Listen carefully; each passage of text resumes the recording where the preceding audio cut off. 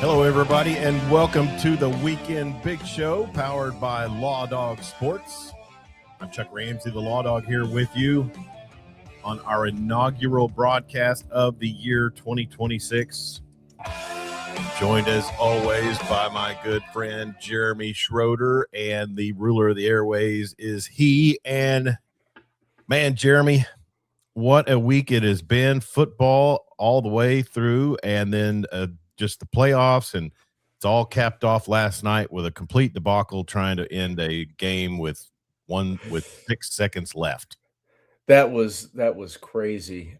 They rolled that stage out there how many 3 times? Yeah. And had to roll it right back off because somehow there was a second left on the clock where we've got rules that nobody knows. We've got missed face mask calls on a crucial second down that would have converted for a first down and would have allowed Ole Miss to run the clock out right in front of 2 officials just staring right at it. Just so blatant.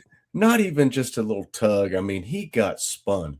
Yeah, all the way around, twisted around, and Ole Miss with the win last night, and a big statement for Trinidad Chambliss, the former Division II quarterback from Ferris State up in Michigan. Our good friend Dan Narva's stomping grounds right there by him. But just want to remind you that we are the Weekend Big Show, and we are streaming live on Facebook, Twitter, X, and YouTube. Please subscribe to our YouTube channel, and then also give us a follow on the other platforms. And you can give us your comment right here, right now, and interact with us during the show. So, the bowls, Jeremy, and we kind of, we did our episode last week, called it Boxing Day, as a tribute to our Canadian and British friends. But how about that, eh? But I thought Boxing Day was a little lame as far as the soccer action last Friday. Just one game on Boxing Day. I always thought that was like their Christmas Day for soccer.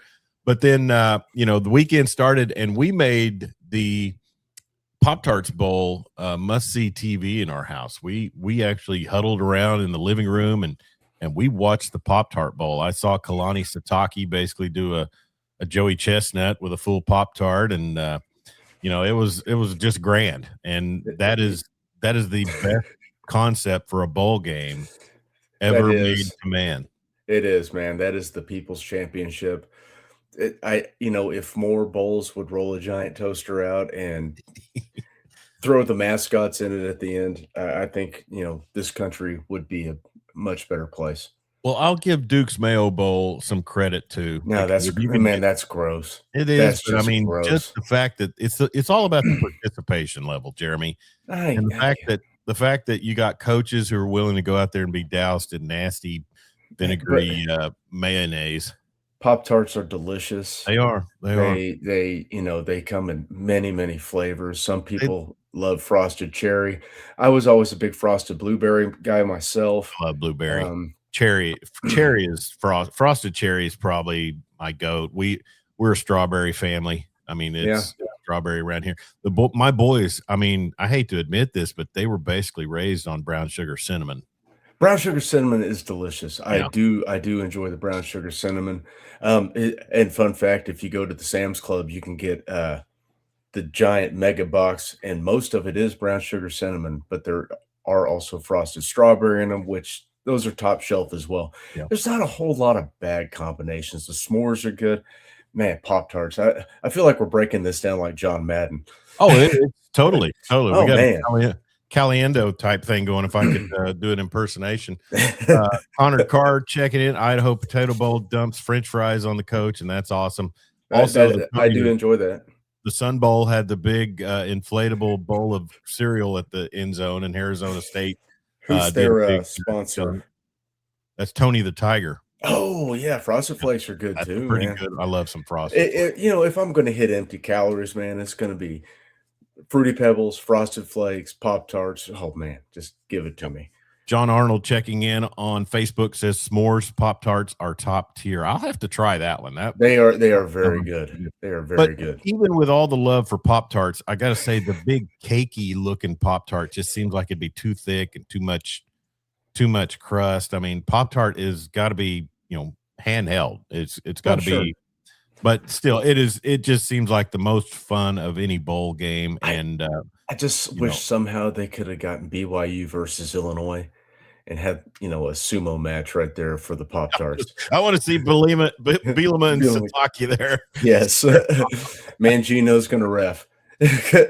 Connor Carr says Chuck needs a Raisin Bran bowl for seniors. Wow. Connor, I'm actually an all brand guy. So what was the sketch back in the 80s?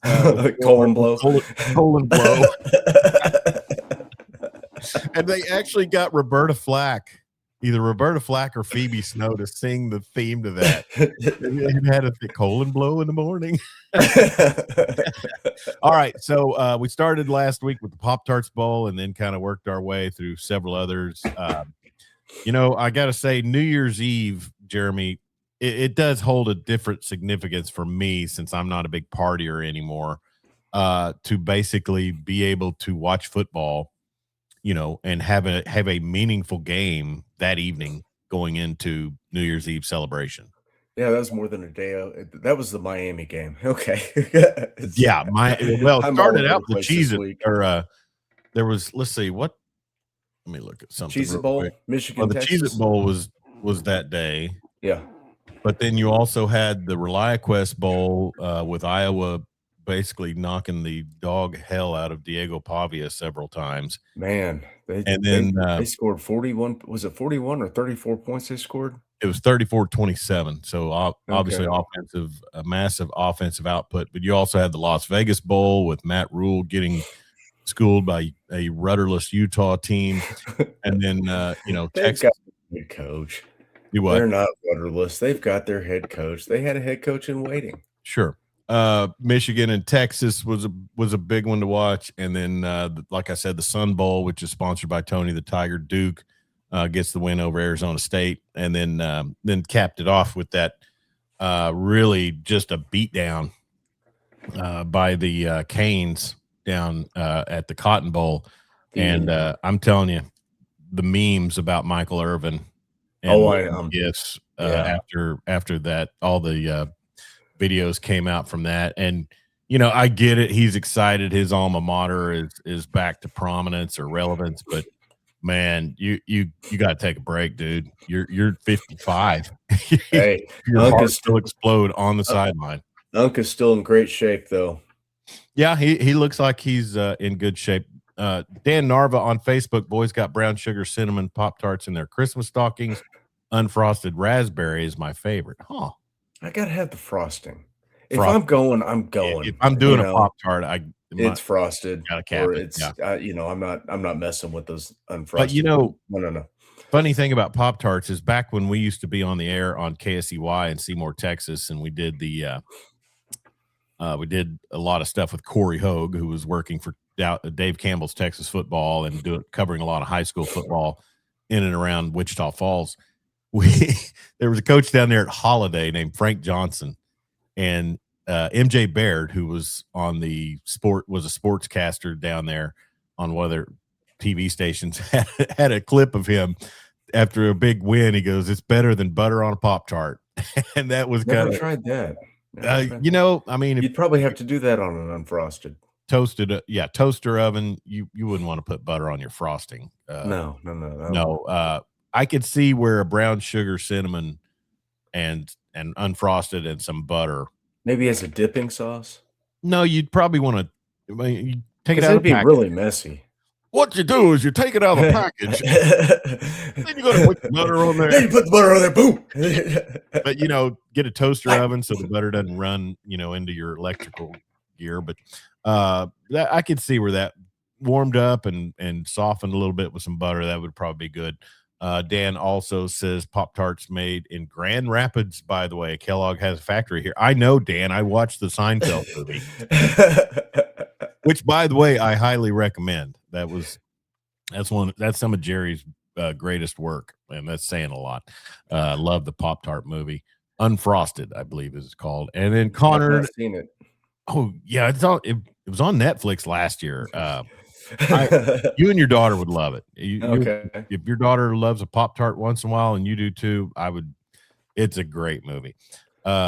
Connor Carr calls out Dan Narva for unfrosted. That's got to be a box you check when you get put in the loony bin. Damn. I wouldn't go that far, but No, I mean, it is sometimes people just peculiar. don't want the frosting. How about that, Connor? But you gotta Not have the everybody's frosting. I mean, not everybody's from Northwest Arkansas. if you're gonna have a daggone Pop-Tart, man, you gotta go all the way. Oh, That's yeah. iffy. That's a little iffy. Come I on, think Dan. I think we used I think when my boys were little, I think it was unfrosted we used to I've like, had you know, unfrosted, but they just don't hit the same. Now a frosted raspberry would probably be fantastic. frosted raspberry. Yeah. Yeah, I could see that. Anyway, so the Pop-Tart Bowl was great and the Pop-Tart discussion is great, but we did have bowl games on New Year's Eve. And like I mentioned, Nothing like getting derailed right when the show well, that's what starts. we're here for. I'm not even mad about it. Then Dan Narva responds to Connor, harder than ever to find unfrosted down. I don't even think they make my favorites anymore. I do see unfrosted, and I do too. I think most of the unfrosted is either strawberry or brown sugar cinnamon. When I'm picking up the oatmeal, I have to stop and Yeah. stare at the wall of Pop-Tarts and So New Year's Eve wistfully. brought a lot of different things, and as we mentioned, the Canes used their defensive pressure, and then also Carson Beck's ability to find accuracy from time to time. But they do get the win over, I think, wasn't Ohio State the odds-on favorite from Vegas to win it all? They were, and this is just another example because it's now 1-6 of the bye week Yeah. being an absolute killer. You know The who extra told the week bye off. week myth to go pound sand?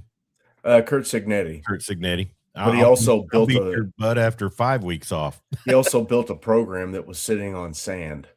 Yeah. So We'll talk more about that. But the things I took away from the Ohio State Miami matchup was just, Reuben Bain and what's the other guy, Mizador. yeah, The other edge. I mean, when they want to play, it really does make it tough for a quarterback to have any time in the pocket. My question is obviously Kevin Jennings and who's our quarterback at Louisville that used to be Miller Moss. Yeah, Miller Moss. Those two guys abused that defense pretty bad. So Ohio State refused to max protect. They refused to chip with the tight end. They weren't using backs in pass pro.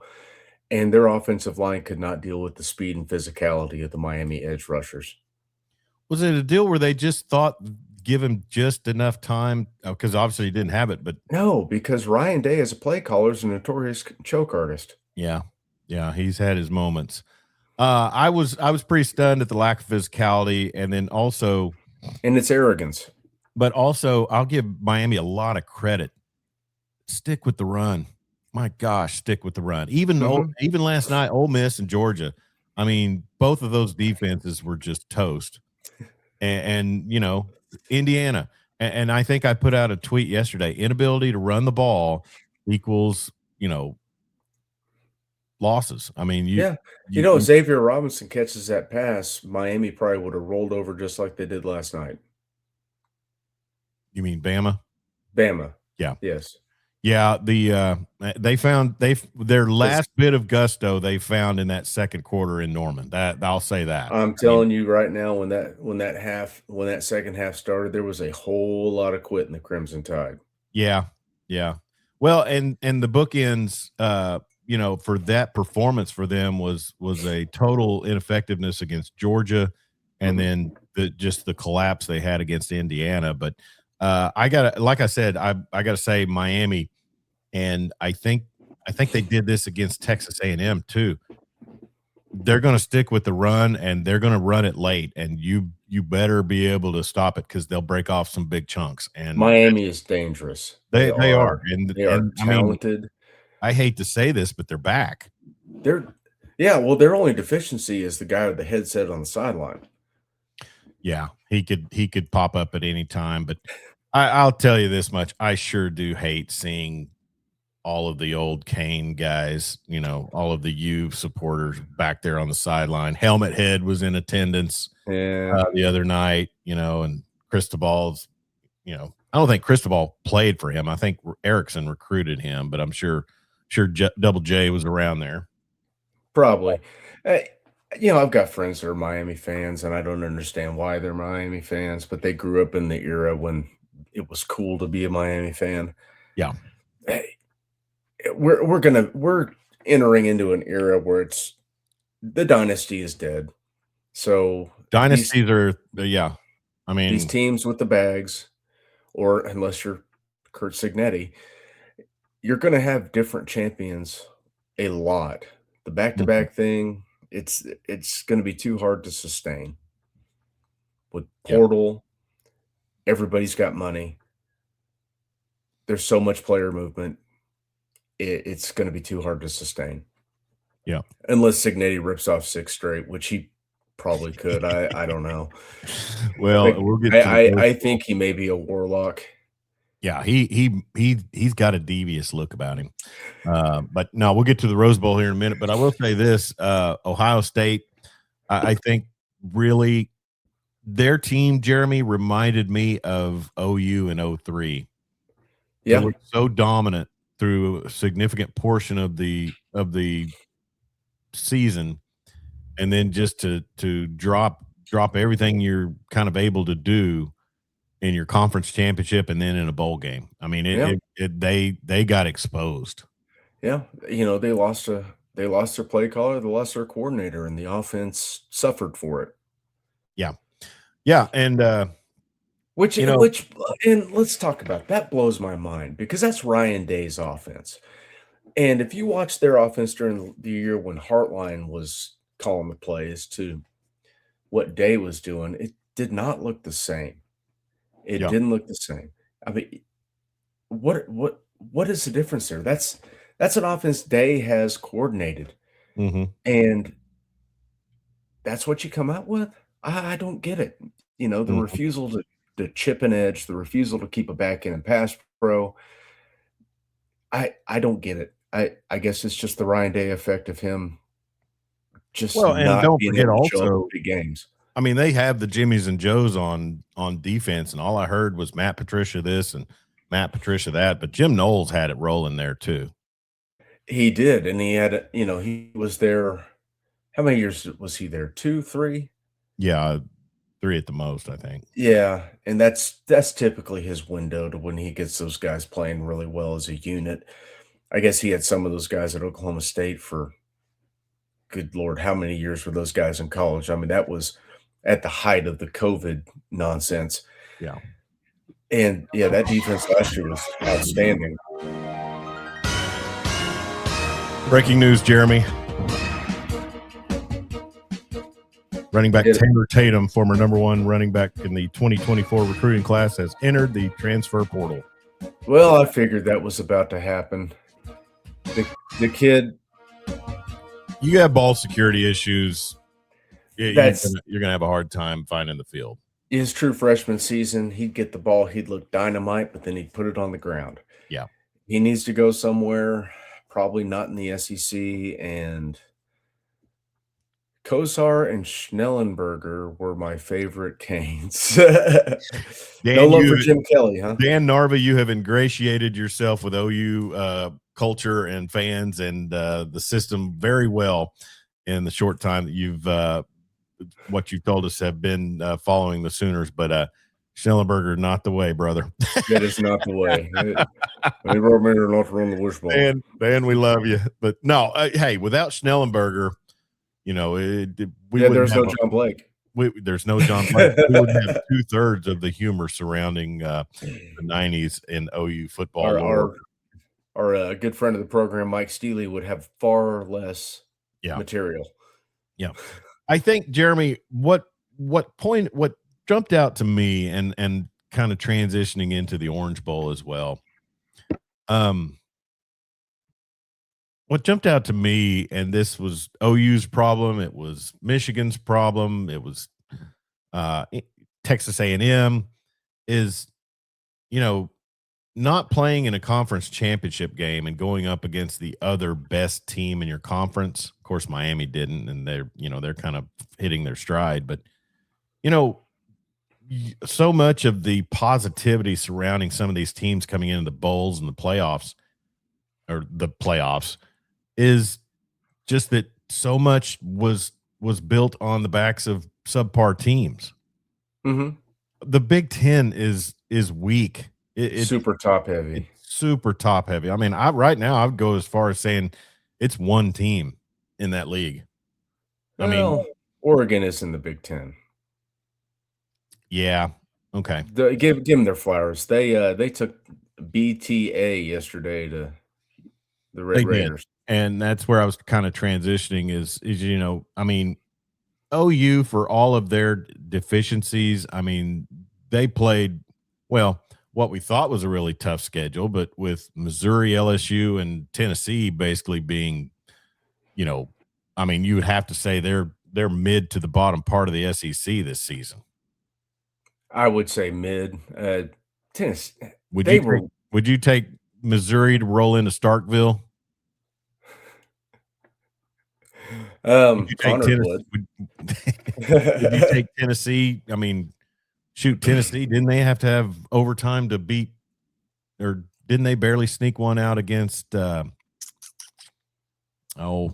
anyway, by the time Tennessee got hammered in their bowl game, it got shown out that they had no wins against a team with a winning record this season. Yeah, I think they missed a field goal late against Georgia Yeah, they were in that one, then to lose Alabama that game. Alabama beat them. I don't know. Yeah. I I mean, mean, I they were I guess just what I'm I think Tennessee was just good enough to get their ass beat. yeah. You know what I mean? I mean, they were good enough to play with folks, but they just didn't have that certain quality that gets good teams over the top. I guess what I'm saying is when you look at the SEC and you say, okay, we knew going into the season OU had a gauntlet, and still probably you would, but I mean, there's a lot of deficiencies late in that schedule as far as like quality, true tough quality opponents. Sure. But you get the win in Tuscaloosa. That's no matter what the situation, that's huge. But what I'm getting at is you could almost flip. I mean, I don't think Texas going into overtime in Starkville is on the same comparison, but Mississippi State made a bowl. You know, Florida As a was Florida yeah, was dog trash, but Sunbelt Billy gave him, he gave him his best Nick Saban impersonation at didn't, Texas. hold on, State made a bowl because they ran out of 6-6 teams. So still a bowl team, They Jeremy. won 5 ball games, Chuck. I guess okay, we'll give, Connor's doppelganger his flowers. Okay. They did get an SEC win this year. Yeah. First Dan, one. Dan Narvis says, haha, scant knowledge of Schnelly and Norman. He did bail for the USFL, unfortunately. I think he bailed Norman to get out of town and then eventually He started the was program at Florida Atlantic. yes, he was asked to leave Norman. Bev Schnellenberger was asked to leave also. The local Local deal retailers. the local retailers were very, very happy when she left because well. So, yeah, it was a lot of fun. I mean, it sucked at the time, but in hindsight, what a Man, that glorious. 5-0 start though, man, that was magical. Oh yeah, and the asterisk statement against Colorado, and Uh-huh. Skippy was coaching the Buffs then and fired back. I mean that. Think about that. Think about that Getting game shut and out by that. Oklahoma State. Yeah. Think about that game and that interaction. Was that 12-0? Yes. Yeah, that lived in lore forever. But think about the interaction between Schnellenberger and Skippy now if there were social media back then. I don't think Howard would have been able to operate social media. Oh, he would have been drunk. Been drunk doom scrolling, huh? God rest his soul. John Arnold says SEC has not looked good overall this bowl season. Well, John, if it's not a playoff game, the SEC doesn't care. I mean, I'll we gotta say get this: out the SEC book of excuses. the Texas Longhorns cared, and even with the portal depletions they have, they went out and took care of the Michigan Wolverines, which, I mean, Lord knows they've had enough of their problems. But Kyle Whittingham in attendance to oversee his future endeavor. But the hype train has begun, John Arnold, and it's Arch Manning for Heisman next year. Is he gonna have anybody left to throw the ball to? You have to figure Sarkisian's got some got some underclassmen and then some guys he's targeting. I mean, we know the bag's going to roll out in Austin, and let's just pray they don't get Cam Coleman. I know, right? So, anyways, on to the Orange Bowl, which my God, played so early in the day, and I know they got to fit in 3 playoff games, but Texas Tech just totally outshined on their offensive side. And kudos to our friends Ryan Hyatt, and then also I've got another Texas Tech Twitter page I go back and forth with a lot, Flatland Sports, and I just sent him the gif of James Franco with the noose around his neck. Said first time, Oh, the only retort I have to that is like, yeah, we got our butts. Oklahoma got their butts kicked in the playoffs a few times, but God, never got shut out. Well, it's and it's the perplexing part of football, Jeremy, is you focus on improving one side of the ball, and you in this day and time of portal additions and and recruiting. I mean, you got to have both sides of the trenches. That's just all there is to it. Well, yeah, you're right. But you would think with the money they spent, they could have taken care of that. Yeah. Well, I'll I say mean, that this. offense looked fine in a glorified Group of 5 conference that the Big 12 is. Well, thank you for taking my point. Oh, I'm sorry. I mean, no, you're exactly right, because Baron Morton looked like he could wheel and deal against Kansas State, and I know that. I know that's mean to say. The Big 12. Well, it's not when you've lived it. I know. I I mean, know because Oklahoma dominated that conference, and it never amounted to much because, for the you most get on part, the big stage and not be able to perform. get on the big stage against peer programs, which Oklahoma, Texas, the teams that they're losing to in the playoffs are peer programs And I'm because sorry, Jeremy, sorry to interrupt you, but that goes back 25 years. I know. I mean, on the biggest stages, the Oklahoma offensive line was never able to accomplish what they needed to accomplish in any That game, it always except the Rose Bowl in 2018. and I've probably made this point sometime in the past, but it always seemed like the Big 12 was you had 3 contenders and everyone else was just a spoiler. Yeah, totally. They were just good enough to beat you if you had an off day, but outside of that, they weren't doing anything. They were gonna win their 6 games, 7 games, 8 games, go to a decent bowl. It's not been a good program as far as developing these big time O-line, D-line. I mean, it's skill guys, but hell, there's skill guys everywhere. Mm-hmm. I mean, you go to Tulane, find skill guys. SMU had skill guys when they were, what were they, Conference USA or Mountain West, or what were they before they joined the ACC? Were they in the American? Yeah, they were in Okay. the American. Yes. Yeah, I mean, they had skill guys. There's 5'9" to 6'1" guys that can run just wandering around everywhere in this country. It's the trenches. You gotta be good in the trenches. Exactly. And I would think that in this day and time, and we're talking about, Texas Tech and all of the assets they have and the Matador Club and things like that, that will be addressed. But then, like I said, iron sharpens iron. And I think probably Texas Tech will need to schedule a little heavier on their non-conference. Go to some. You must. You want to insert yourself in the conversation of being a potential, front runner. If you wanna win You've at the got to go. highest level, if they wanna win at the highest level, they need to do everything they can to Yeah. bolster that conference or get the hell out.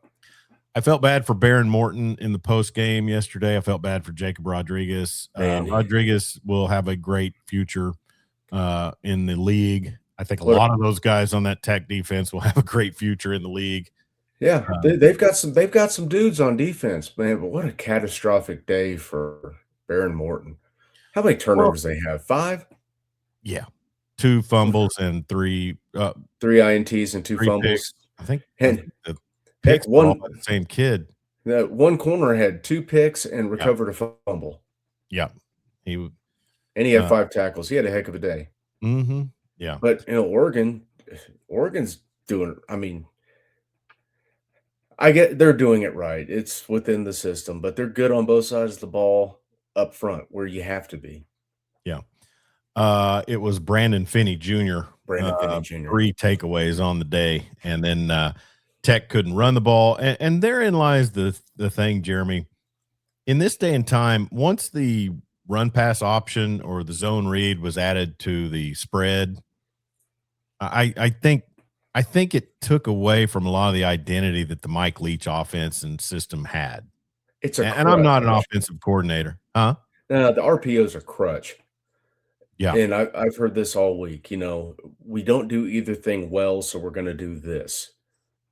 So they do the RPO to try to sneak a run in there or pull it and pass it. We're not great at either, but this is a way we can do both.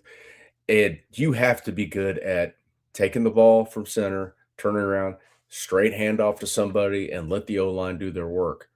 That's what Oklahoma And wasn't good at this year. Tech was abysmal at it yesterday. They've been pretty good at it all year, but Big 12. So yeah, you've got to be able to run the football. yeah. Run the damn Um, ball. First Orange Bowl shutout since 1992, pitched by the Oregon defense yesterday. I thought, who was the Twitter page that put it out? Sweatshops greater than oil money. Yeah. I think I think I you did. tagged- Did I tag in that? Yeah. I think so. I Well, was wondering if Cody Campbell was going to finance some points at halftime. we get something here.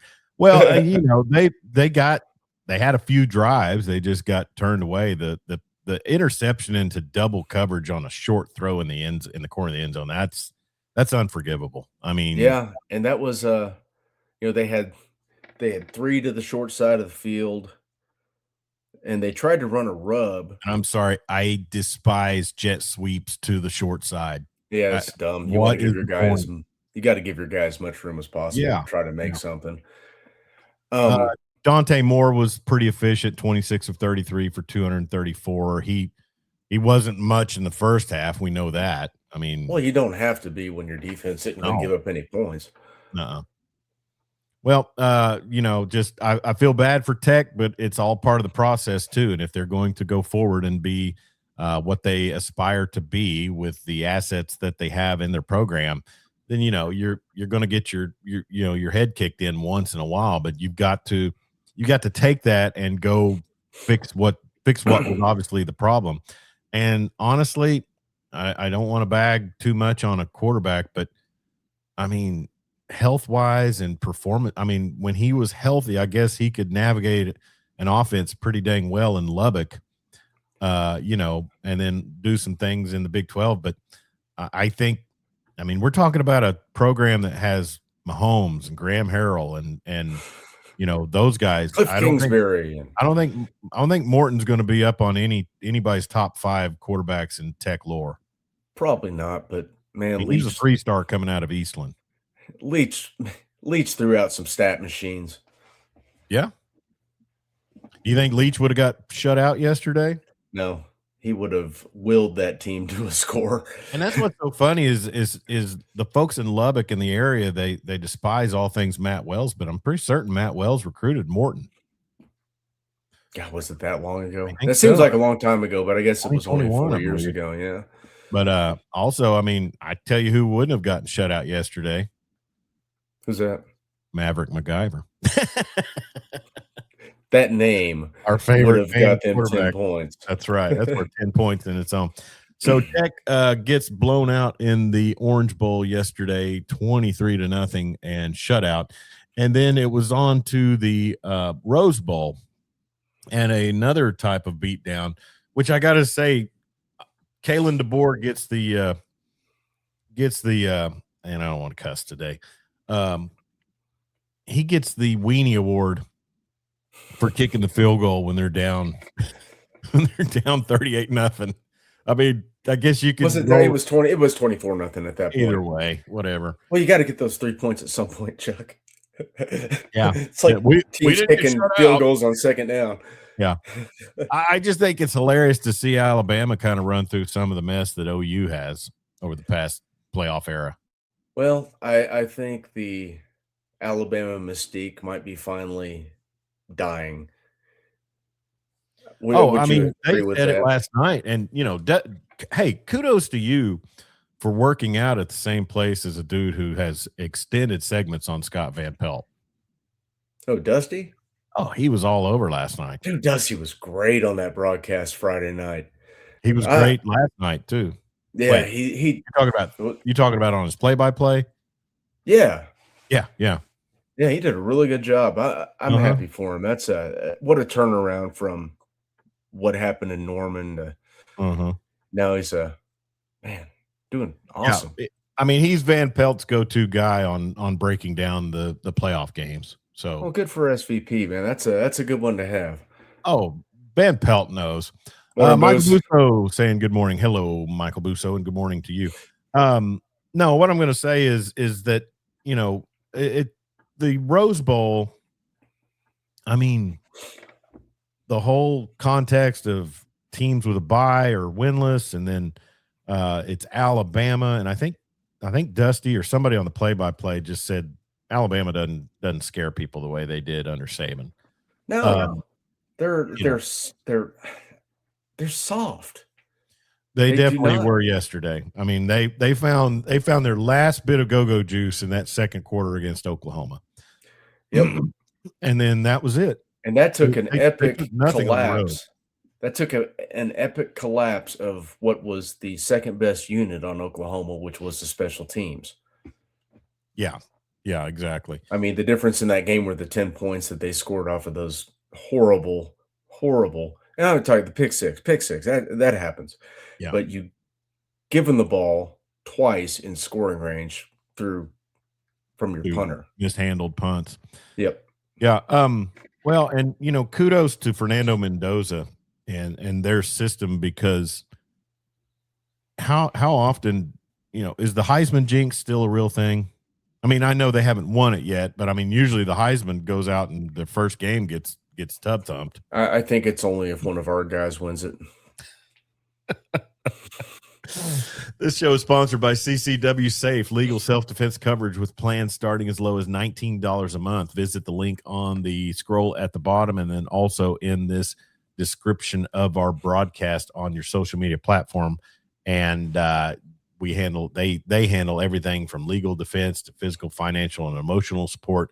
If you're involved in a self-defense incident, they offer support, deep expertise, and personal care, and self-defense coverage that goes beyond the basics. As I always say, I would say friends with two of the three founders, and they have a great company, CCW Safe.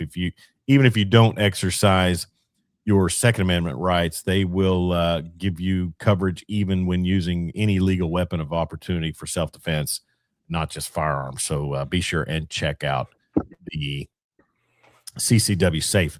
And Marty Wandry from Clinton Liquor checking in. I was totally wrong about Indiana. Yeah, I'm not ready to go out and say that I was wrong, but I did kind of have in the back of my mind, it would be just about like Alabama to go out there and boat race the Hoosiers. But those days of thinking that the Big Ten is slow and cumbersome at the top, those days are gone. Yeah, you've got two teams at the top that, oh, by the way, they're still alive in the play. They're playing each other. Man, those are fantastic teams. Yeah. Well put together, good on both sides of the ball, good where it counts. Is In Kurt landing, Signetti, is Kurt Signetti the active GOAT yes, by far? he has built the best program in these United States on a swamp Mm-hmm. No because tradition. there was no foundation when he got there. First bowl win since 1991, and I think Yeah, they said Trent Green was the quarterback then. Trent Green, I forgot he played at Indiana. Pretty certain it was him, or was it? So there's Yeah, two Trent NFL Green. players from Indiana I know now: Trent Green and Antoine Randall L. Yeah, Michael Penix did some time at Indiana. That's true. I forgot about Penix. Yeah, Antoine Randall L. Yeah, they got to give part of their success some credit to Kevin Wilson, don't they? Do they? Do they? There was a coach in between Kevin Wilson and Signetti. But Yeah, what he's done, he's capitalized on the flawed system that we're watching now, the portal. He's just better at it than everybody else. So get over it, you know. He knows how to identify talent. He knows how to identify guys that will fit with what he wants to do, and he molds them to what he wants to do. The attention to detail is insane. The, you rarely see mental busts out of Indiana. They are sound, they're big, they're fast. It, this is, I mean, he's already passed Snyder 2 years. And you know, the miracle in Manhattan, that was cute. That was nice. You know, you got a bad team, you won a few games, you won a conference title. This guy's going to win a national championship. they didn't win a comp. Well, they Yeah, they did. They beat Oklahoma in the yeah, 2003 for some reason Big 12 I championship. drew a blank on thinking Snyder was there, but he was there. Yeah. Yep. Yeah. I mean, this is some uncharted territory for a program, an upstart program. And I know it's not hyperbole. It's No, not, because I would say if anybody's akin to throw out hyperbole about something new, that would be the ones that are 25 and 30 years younger than you and I, sir. yes. I mean, this I mean, guy is at the historically losingest Division One program, yeah, and he has turned it into back-to-back playoffs. He's won a playoff game. He's in the quarters. He's won the Big Ten with some good teams in the Big Ten. I mean, Ohio State exists. Oregon's a really good team, and he has just taken care of it. yeah. And the demolishment of Illinois, I think Illinois is not a bad team. No, You know, the Big Ten, I think you I got think those three at the top. There's that second tier in there where like Penn State, Illinois. I think the bottom part of the Big Ten is not as good as the bottom part of the SEC. If I had to just pick them today, Sure. because who is the bottom of the SEC? Kentucky, South Carolina, and Mississippi State, Sure. Yes. Florida. Yeah. Yeah. The I bottom mean, of the Big Ten, you got Rutgers, Maryland, Northwestern. Northwestern. Yeah, Keep going. There's more. Michigan. Michigan State. Sorry, Dan. Michael Busso says, I think a lot of UCLA. people are rooting for Indiana to win it all. Hell yeah, they are. Why not? I want to see that train hit the depot, you know? Oh, yeah, let's get it done. Maybe And Signetti will retire. Nettie's expressions during games and in the post game are hilarious. I mean, he literally looks like he wants to go find somebody and murder, while the game's going. Dan Narva does check in, says nice wake up call for the former Big Two of the Big Ten.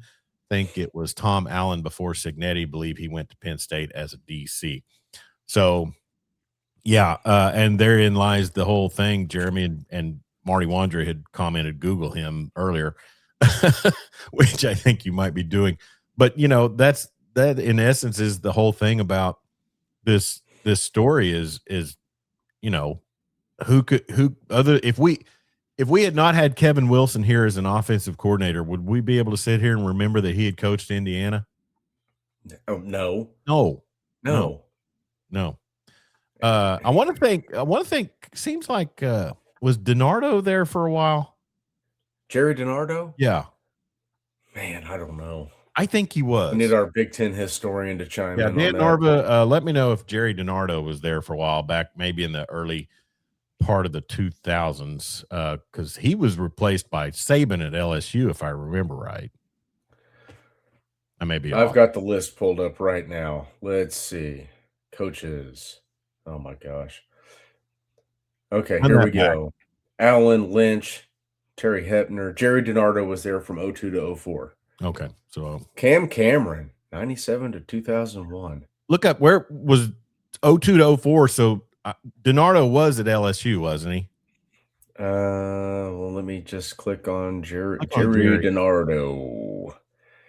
He coached at LSU from 95 to 99. 2001, he coached in, I don't know what that is. Birmingham Thunderbolts. What league is that? and then Indiana 02 to XFL. Mm. Sorry. The Oh, original, the he OG hate me. XFL. He hate me. Yeah. Who was there? Who was between DiNardo and Saban? Or did Saban go there in '99? Terry oh, oh, I'm dang sorry. Don't worry about it. it. Let's get on past the Rose Bowl. It was an amazing game, and man, like I said, Fernando Mendoza, just cool hand Luke out there.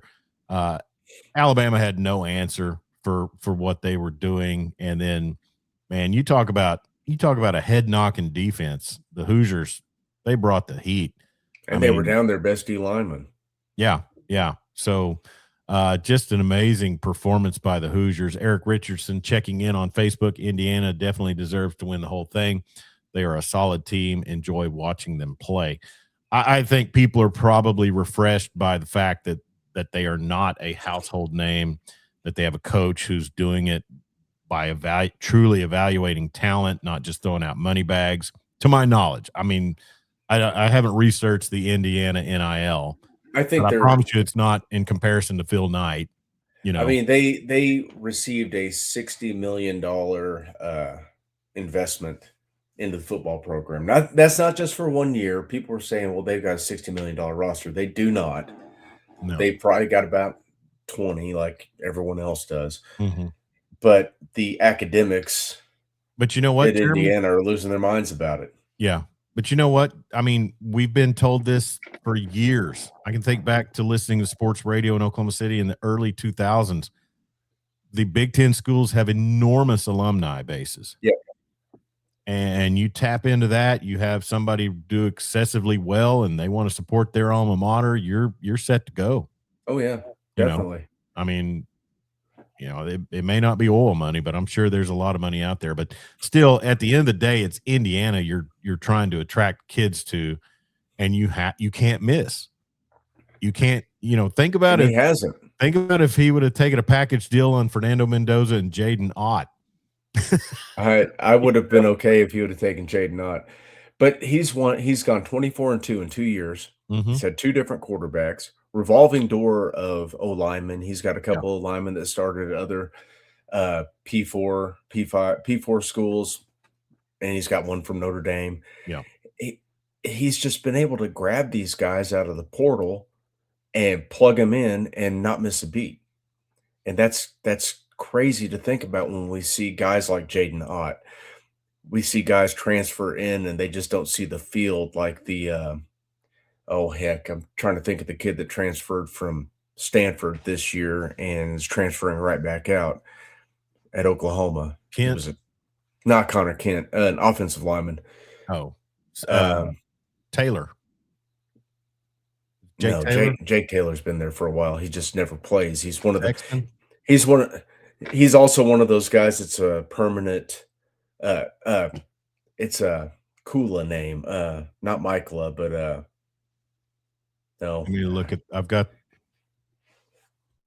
let's anyways, Yeah. he hasn't missed. Everyone misses in the portal. Everyone. He Mhm. hasn't. Yeah. I don't know. Well, and so just kudos to Indiana and Kurt Signetti and Fernando Mendoza. What a great story. Two brothers on the same team. One comes in and backs up the other. Mom, dealing with multiple sclerosis there in the stands watching her kids.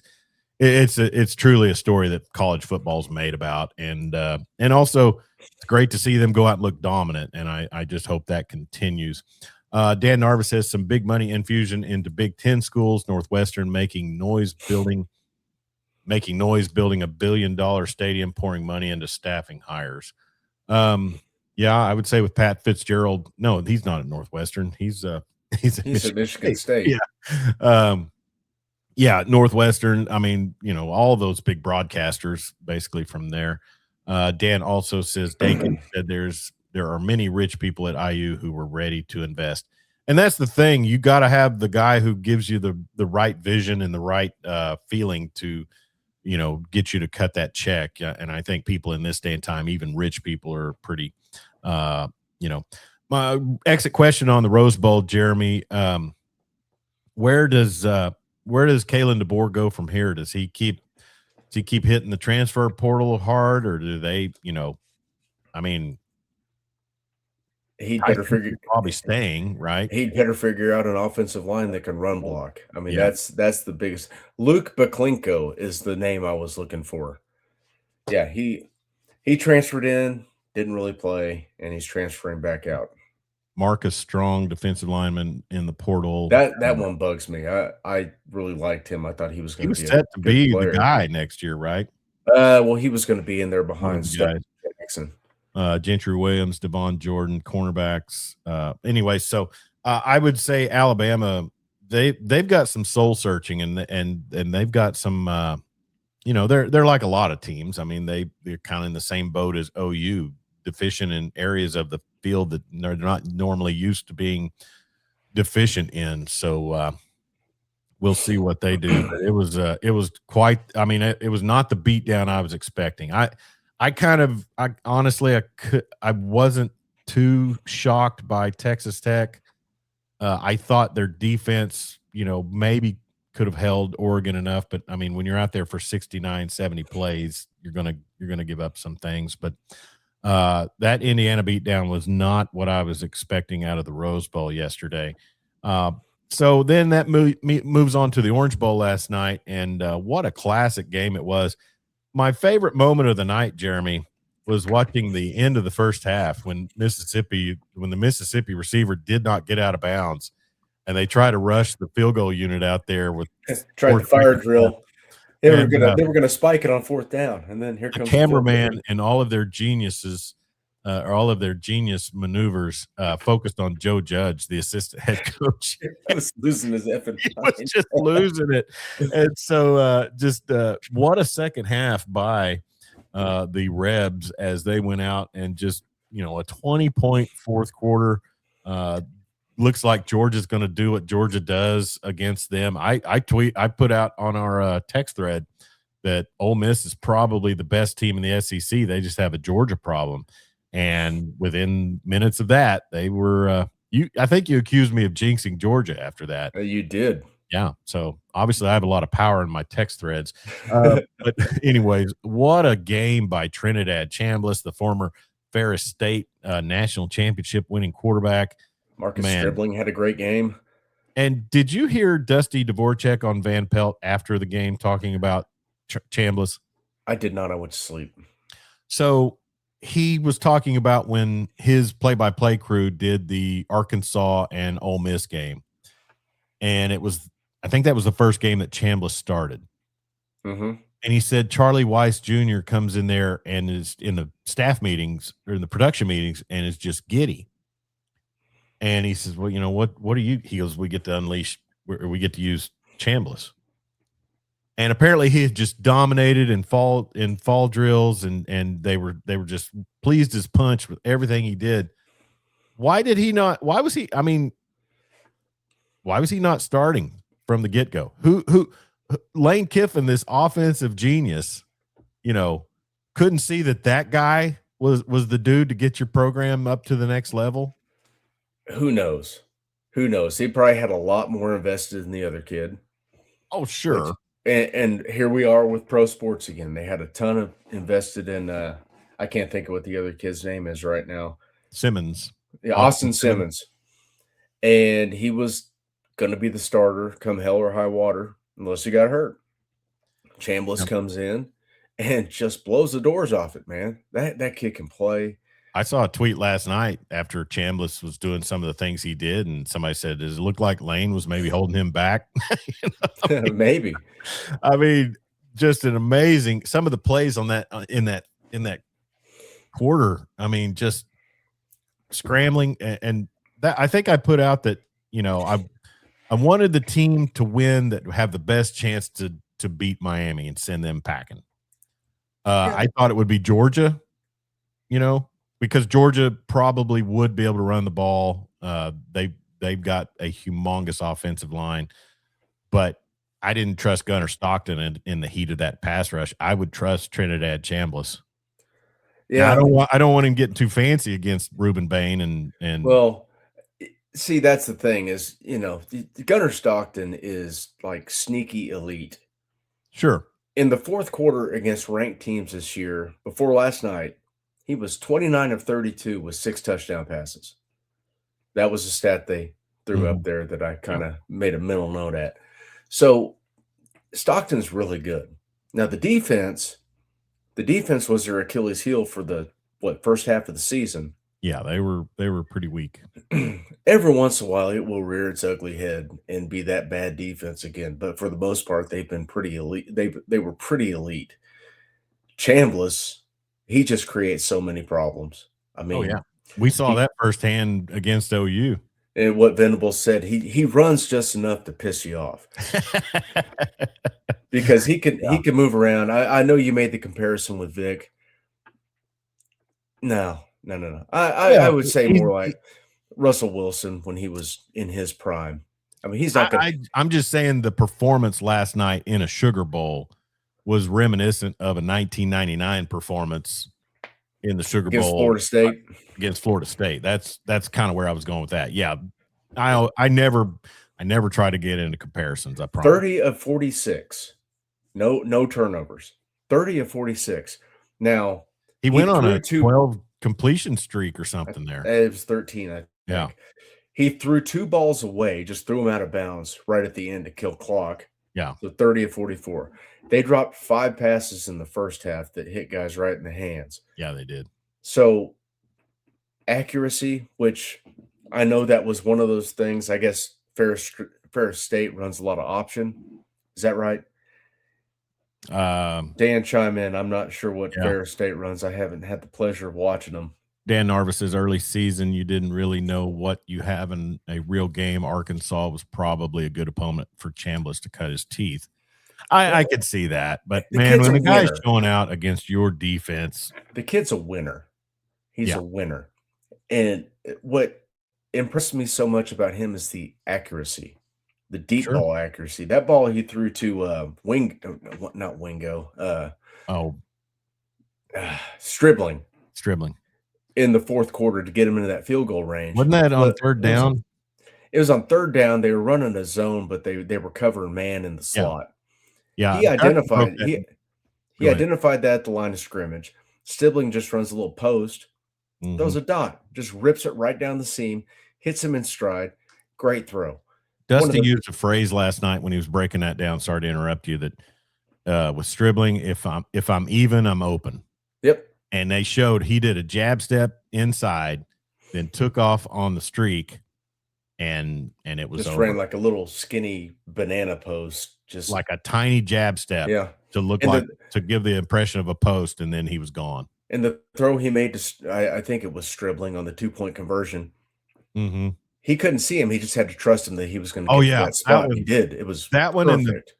the touchdown before that The to the one end to zone. Haas, to Yes. Luke Haas. Yeah.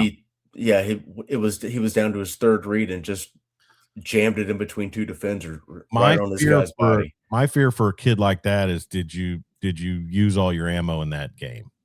Can you go replicate that? I think you can, I but think he can too. as somebody as somebody who's invested, in as someone who's invested in the Ole Miss success, I would say Same. I want Ole Miss to win it all, but this is where college football is just the worst right now. Right now, Charlie Weiss, that offensive staff should be breaking down film, developing a game plan.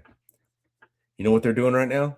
recruiting for They're LSU. on, they're on campus in Baton Rouge because Did the you portal see opened today. Did you see Kiffin get welcomed into LSU women's basketball by Kim Mulkey? No.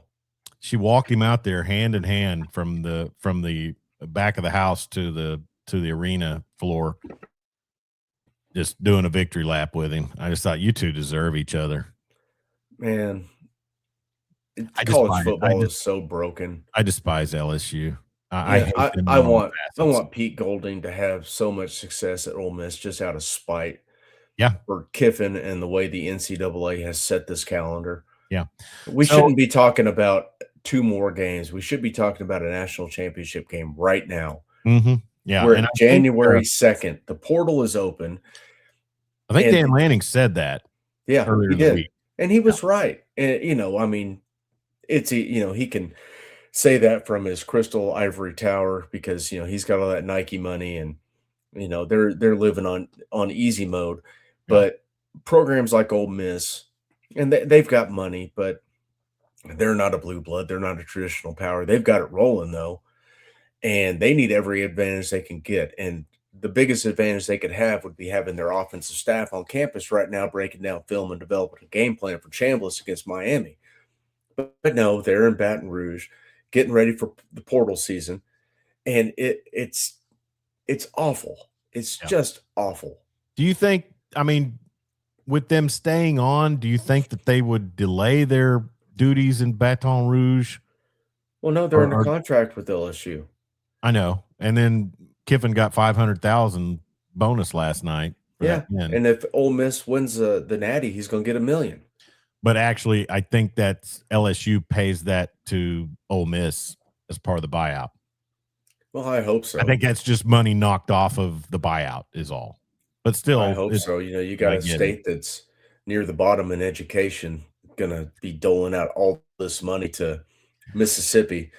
Careful with that rock you throw. We have a Oh, glass house right here. I am in no way, shape, or form happy with the way the education system is in this state, Yeah. but it's hypocritical.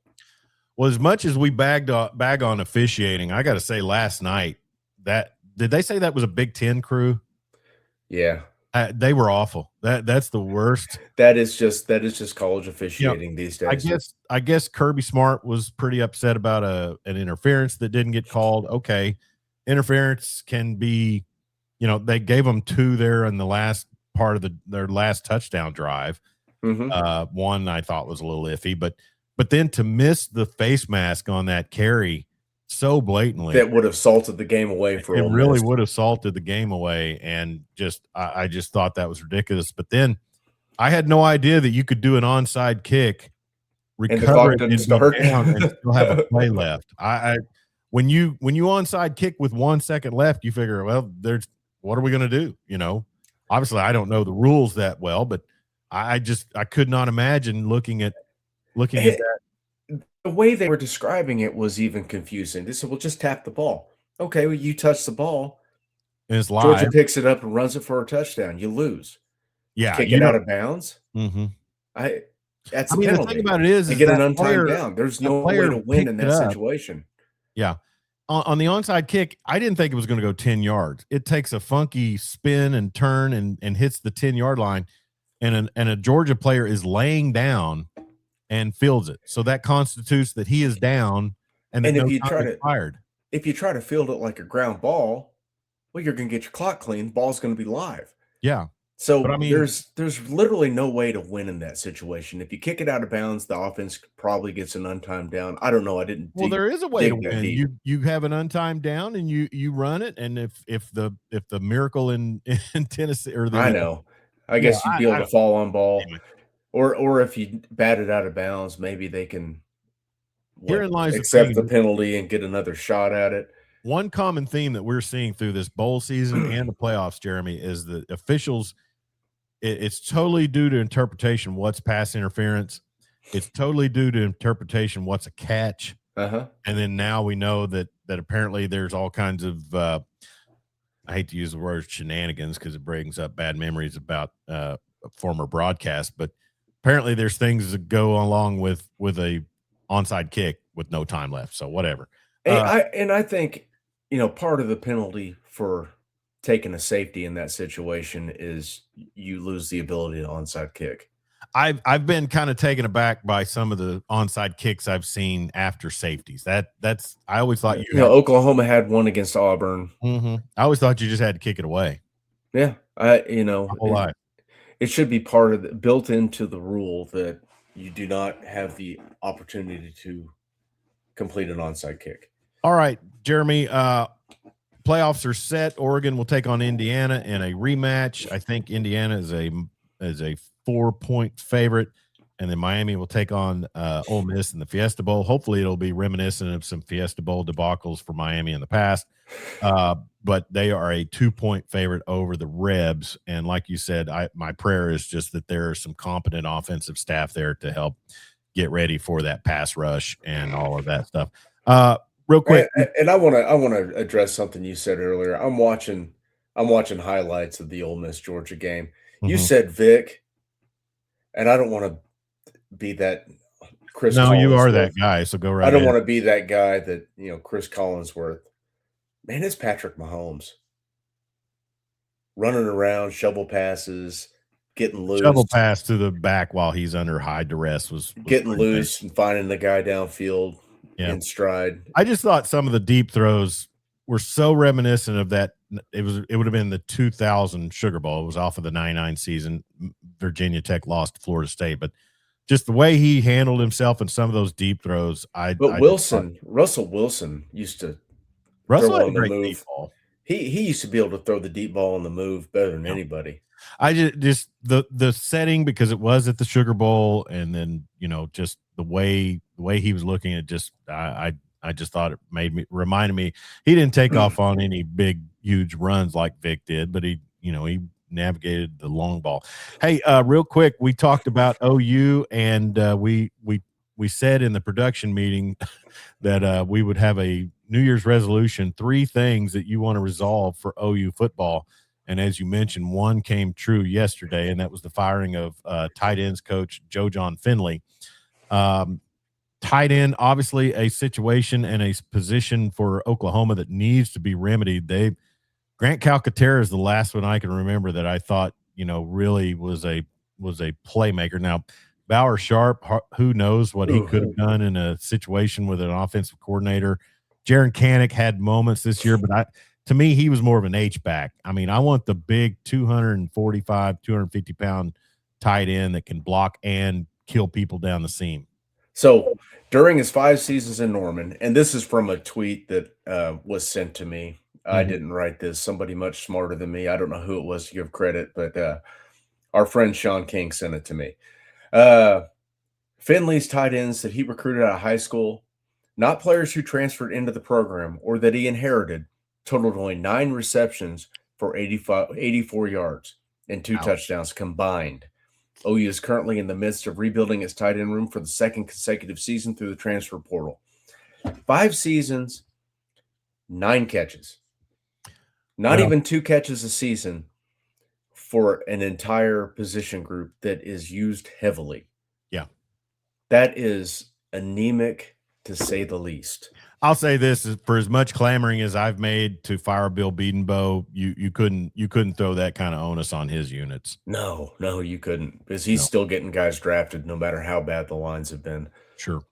I tell you one option at tight end, and I don't know, he's an edge rusher right now, but 6'6", 245-pound CJ Nixon with soft hands and the ability to run nice routes. You know what He could be an instant plug-in, I think. you know what's crazy about this staff and the way they've recruited? You've probably got 3 guys on the roster right now that could be generational tight ends, but they're just so good at edge that you want them there too. Yeah. And the defensive head coach is going to win. You got Okoye, Uh-huh. who's just a big old long kid that could probably just dominate the tight end spot. PJ Adebawore, hell, R. Mason Thomas. I mean, you saw his hands when he scooped up that fumble with one hand and then just ran it in. Well, You got I'm gonna be interested to see because I think that edge room is pretty. I'm sure Chavis is not willing to give up on who he's got as far as raw natural talent, and he's got some dudes, man. got some dudes. But I'm telling you, and I called the kid's games, and I know him. I watched him win a state championship in basketball. CJ Nixon has touch, and he's got soft hands, and he's 6'6". I mean, if you want to pull up a prototype of what that offense needs, I would say it's him. But if he can be a better edge rusher, then I'm sure, that's what they see. That's what they recruited him as. Yeah. Honestly, in my time, I was much more in my time calling CJ's games 3 seasons no, 2 seasons I called CJ's. I was more amazed. Of course, he's 6'6", lining up against 5'10", cornerbacks in high school. I get that, but still, soft hands, skilled with a basketball, skilled with a football. To me, those both kind of translate. And then, we'll see what he does at edge. But I bet if that room's a little deep, that the new tight ends coach says, "Hey, coach, could I run that guy a few snaps in practice?" Anyway, so one resolution taken care of. I think that was you and I both. My resolution for OU football would be for Bill Bedenbaugh to get it back on track, turn some guys into some dogs, make that offensive line nasty again. And we've seen it when they are, Jeremy. I mean, Yeah. say what you want about those OU teams that went to the playoffs. In that situation, offense was not necessarily their deficiency.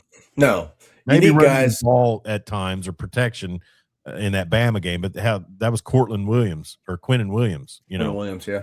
You need guys like Orlando Brown, who's nasty, who's going to get every once in a while, who's going to get a 15-yard unsportsmanlike because he's going to drive someone 20 yards down the field and plant them.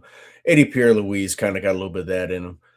Fasusi, a lot of freshman mistakes this year, but overall was very solid. Foji, at times, was good this year. He was supplanted at that right tackle spot by Derek Simmons, who at the time was better, but he's got a ton of growth to do.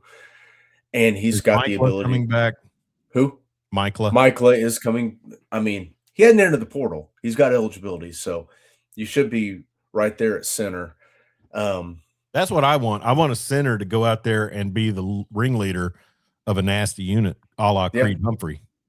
You've got coming in the recruiting class, you got a 4-star Deacon Schmidt, interior offensive lineman, 6'5", 310, looks the role.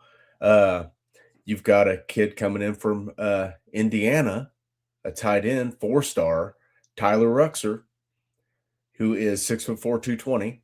So he's in that mold of a guy that you want there. I'm just going through the recruiting class right now. Noah Best, 3-star, 6'4", 295, interior offensive lineman. What's the third resolution for this OU team, Jeremy, in 2026? I want Ben Arbuckle and whoever he has coordinating that run game to sit down with Shanahan and Signetti's group in the offseason and see what they do. Mm-hmm. Watch how they run the ball. I guess it would be Bedenbaugh.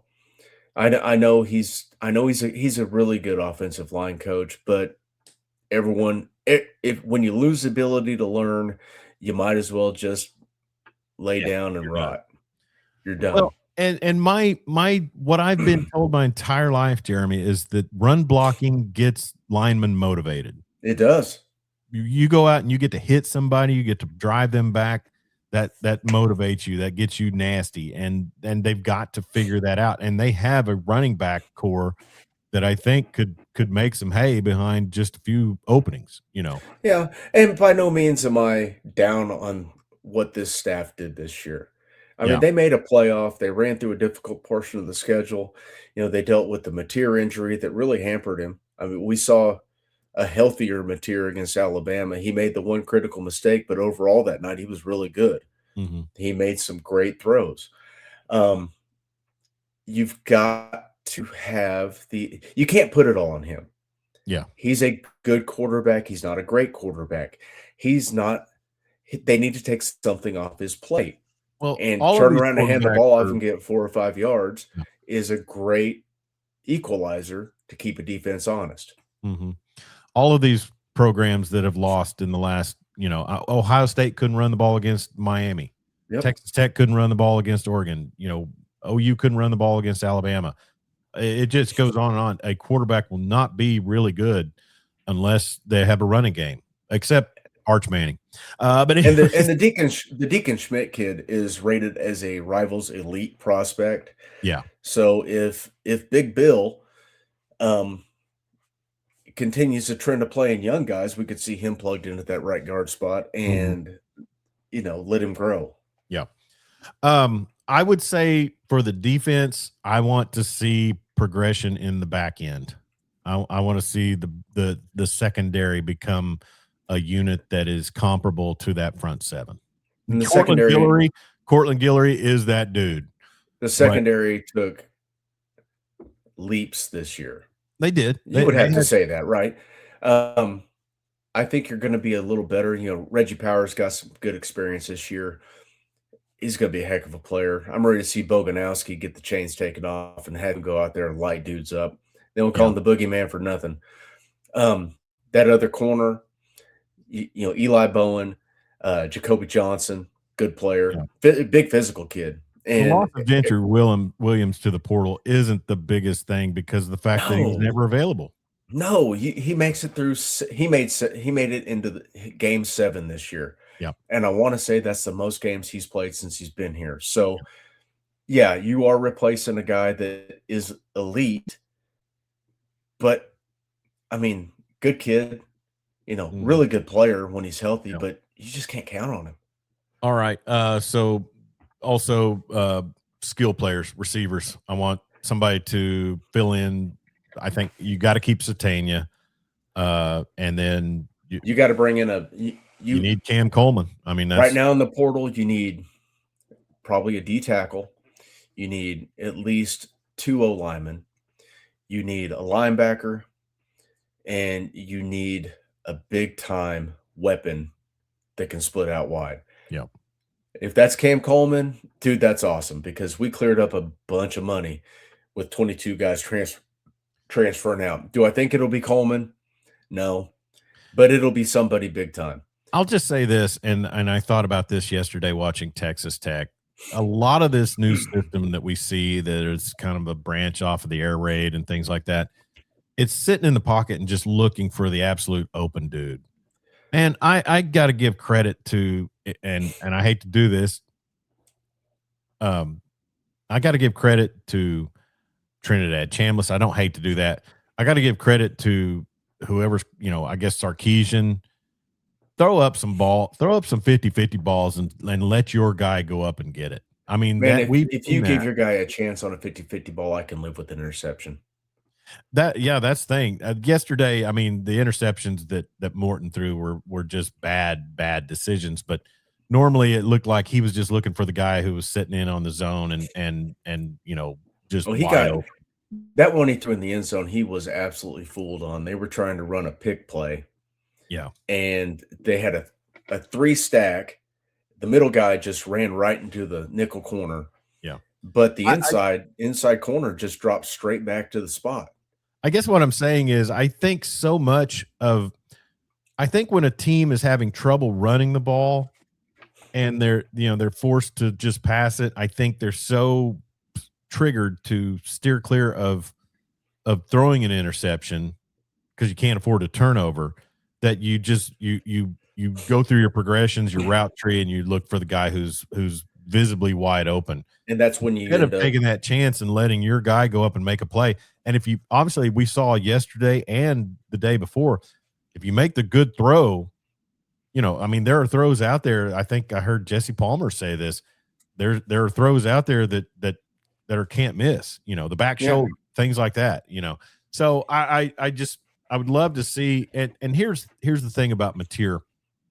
I wanted to say this, but I didn't want to throw it out there to anybody but you. But um, without putting shine on Nate Hibble, I just think this season for Mateer resembled so much of the 01 season for Nate Hibble. Yeah. Just never comfortable in the pocket. Now he runs more than Hibble ever would have, but just pocket was not. He broke some pressures, but he just never seemed comfortable. And once in a while, he would hit a guy in stride. The Satania touchdown against LSU was just a bust, but Hibble was the worst at hitting a guy, that had to go straight down after he caught it. But anyways, I want to see John Mateer get more confident in the system and also be able to really work the defense with his receiver core. I think a lot of Mateer was the thumb and whatever that did to him mentally. And then the revolving door at offensive line until he was finally healthy and they had a good line in front of him. when he did look more comfortable in the pocket. Yeah. So, the progression of that offensive line is the thing that you really want to point to and say, if those guys keep getting better, this team will reach Sure. the goals it has. And As the O line goes, the offense will go. running the And ball is your that's goal. and that's Arbuckle Mhm. continuing to grow. He's still a young coordinator. He's still got a lot to learn. First year in the SEC, there were a lot of bumps in the road, Yep. but they're bumps in the road. They're not, it ain't forever. And Yep. he's going to figure it out. He's a smart guy. Real quick, OSU portal activity looks like Drew Mestamaker is en route to Stillwater to join his former, now back to current head coach Eric Morris. That's a big get That's a for huge get. OSU. Caleb Hawkins is probably not far behind.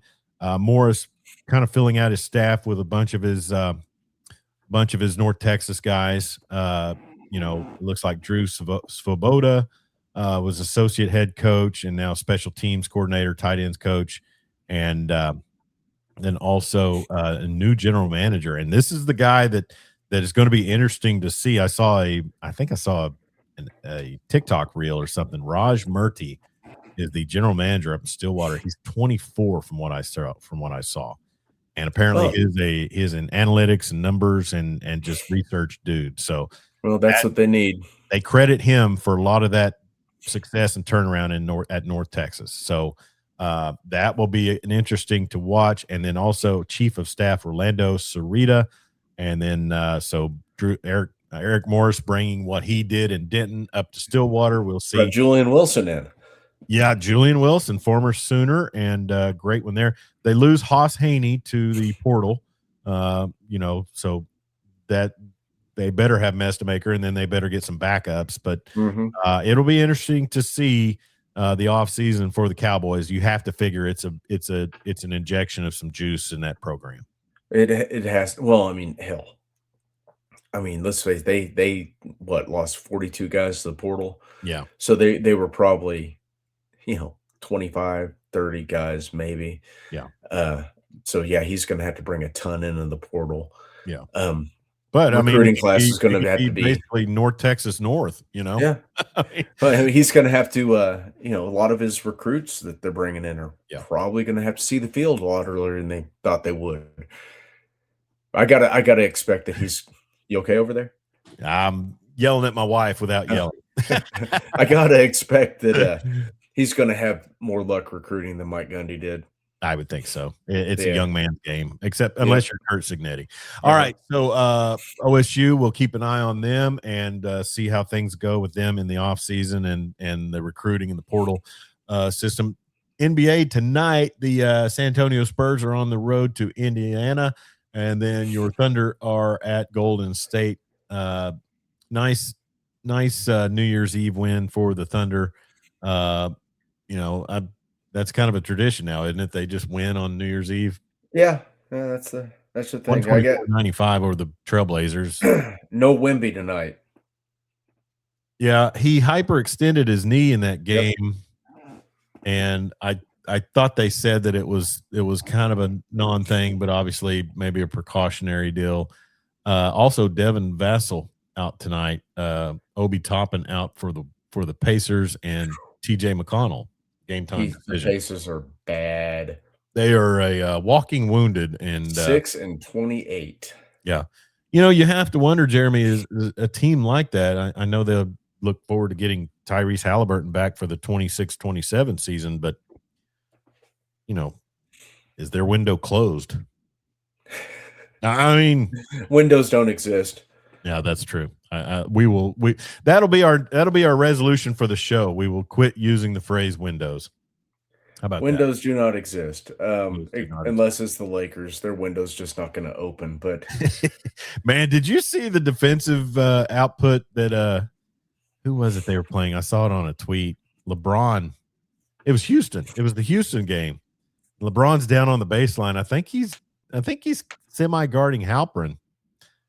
And just he's in his area. They deflected the ball at the free throw line, but Houston recovered it, and LeBron's all the way down the court. they take a shot and Halpern's there for the easy putback. So they got some big issues in LA. What's your personal resolution this year, Jeremy? Personal resolution? I didn't really make one. I didn't either.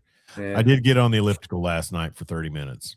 Yeah, I'm getting ready to go to the gym, but right. That's no change. I've got to integrate some weight training. I'm just a big pile of slop in the upper body anymore. Well, did they stop putting the plus minus in people's stats? Because I'm trying to look at what LeBron's raw plus minus is for the season because it was bad. Let me see if the score does that for teams. See, LeBron James. Yeah, I'm not seeing it on the score either. Maybe that's something LeBron told them to take out. I'm pretty sure he's been in the negative the last 2 years, and it's like significantly in the negative. Yeah. So he's on the floor, and teams are. I want to say it was like 31.5 points. Yeah, teams are better than them when he's on the floor. Well, he's averaging 20.3 points per game, and that's all that matters, Jeremy. I guess. Yeah, he needs to retire. That's all it is. It's a total stat pad. Oh, now. I know. All right. Well, I tell you, I put out the post yesterday to let people know, maybe if they haven't followed us all that long. We've been doing this since 2018. Ooh. Some time off there. I mean, but you and I, and the reason I say that is I was watching a Rick Beato video, the guy that breaks down songs. I love Rick Beato. Yeah. Love that guy. He was talking about his podcast and his content. And he said most podcasts only make it 8 to 10 episodes. We're a podcast. I mean, we started out as a radio show that was also broadcast on Facebook, but, well, we've been in podcast form this whole time. I've uploaded episodes to SoundCloud, Spotify, but we're a long ways into this, man. I know, 7 years. Following is up there. We got, we'd love to grow it, love to get more. But, I got to say, and I'm not comfortable enough to sit on here and just blab myself. Our friend Ryan Hyatt, he's on 30 minutes a night talking and interacting with comments. That would be tough for me if I didn't have you to bounce things off of and you to keep me on track with some of my comparisons and some of my despair. This program probably wouldn't exist. So big shout out to you, ruler of the airways, Jeremy Schroeder. Well, thank you. I like to try to supply some perspective, and sometimes you're a little too glass half full, but hey, that's all right. It's all good, baby. All right. Well, he is Jeremy Schroeder, ruler of the airways. I'm Chuck Ramsey, the Law Dog, and this has been the Weekend Big Show here to kick off the year 2026, and we appreciate all that tuned in and commented, and we appreciate all of our support and fans, and we hope that your 2026 is going to be outstanding as well, and we would appreciate it if you would get on YouTube and subscribe to our channel. That's at Law Dog Sports on YouTube, also Facebook and Twitter X. Follow us. We probably interact more on Twitter as far as our banter goes than the other platforms. But if you want to see whole episodes, go to YouTube. If you want to interact with us, usually Facebook and Twitter are the best.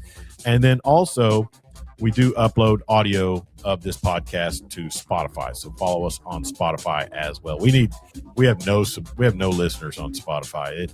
It could go the way of the dodo by the midway of this year. Okay. We didn't even get into baseball. Rangers before long we'll have pitchers and catchers reporting, Jeremy. It's too soon. It's way too soon to talk about baseball. So playoff football still going on, the NFL going on this weekend. We will follow it as best we can and get back with you next Friday for the Weekend Big Show. We want to thank our sponsor, CCW Safe. Legal self-defense coverage with plans starting as low as $19 a month. Please visit the link at the bottom of the page in the scroll or in the description of this broadcast. Jeremy, have a great week, buddy. All right, you too. Jeremy Schroeder, Chuck Ramsey, the Law Dog. Be safe out there.